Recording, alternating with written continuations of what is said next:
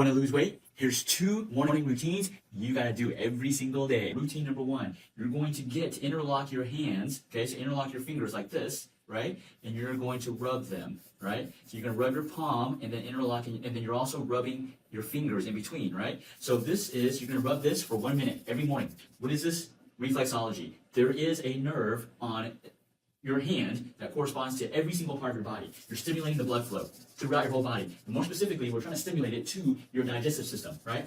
Routine number 2, then you're going to go use your palms and you're going to push down on your belly, okay? No, it's not to push the fat away.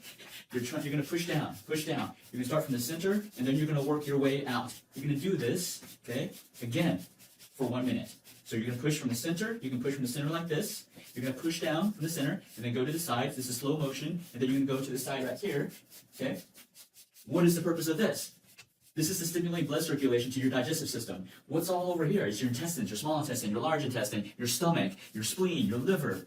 Guess what? Majority of your organs are right here. So by doing this, you're actually locally stimulating blood circulation to these organs to help you detox.